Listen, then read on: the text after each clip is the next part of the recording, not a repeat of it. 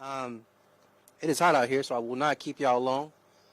But I will say that we are happy to be here today because I know this has been an issue for a long time, and that is the Banks High School demolition work. In 2007, Banks High School closed its doors, and for more than a decade it stood here, continuing to fall in disrepair. And so in its day, Banks was a signature component of this community, and there are a lot of community members that are out here present. But today it has become a symbol of blight to the residents that call this community their home.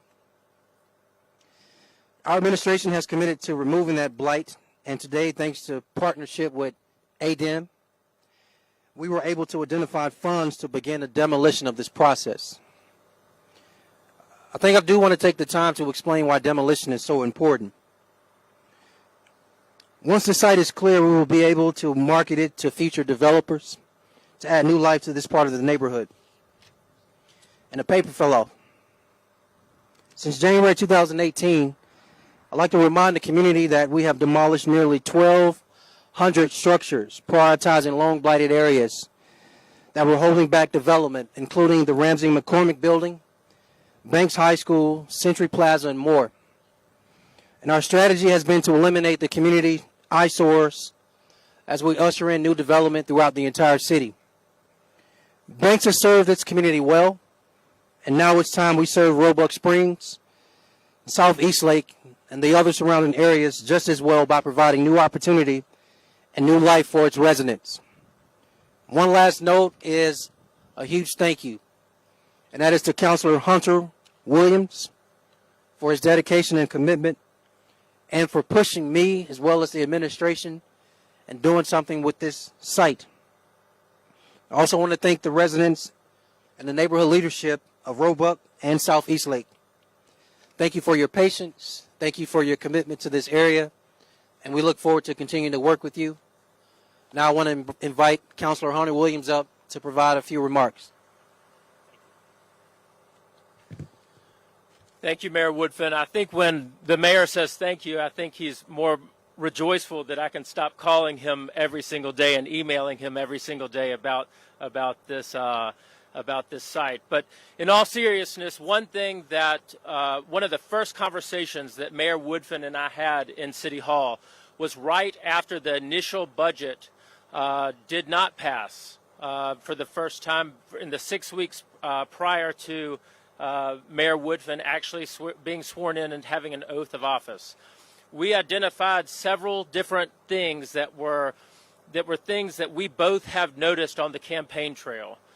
Things that the community had wanted for sometimes even decades, but several years. And this is one of them.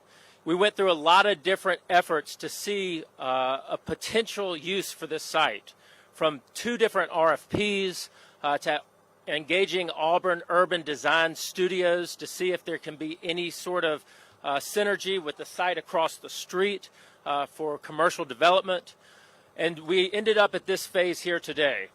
It was a promise that both Mayor Woodfin and myself made to this community to make sure that we will not only tear down this blighted structure, but to take something that is detrimental and taking away from property values in this neighborhood and turning it into a city asset. What the site behind me really represents is decades of neglect from City Hall to the eastern side of Birmingham. And what today shows is that City Hall does care about the eastern side of Birmingham. City Hall does care about this neighborhood and this community, and we will partner with this neighborhood and community, continue to partner with this neighborhood and community to make sure that they get the attention that they need from downtown. So I'm excited that this day has actually happened. I'm excited to be able to have worked through all the different efforts that the mayor's office and my office did to see this day come to fruition. And I want to thank the mayor and his team for all their work on it. All right. That's it. No questions?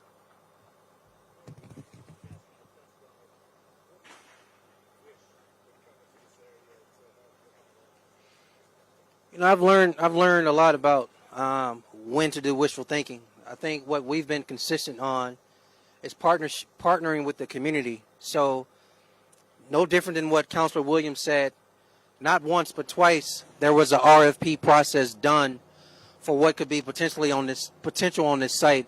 I think we continue what we started. Once the site is clear, we continue to listen to residents. So I think it's important that we listen more so than what we want to project here.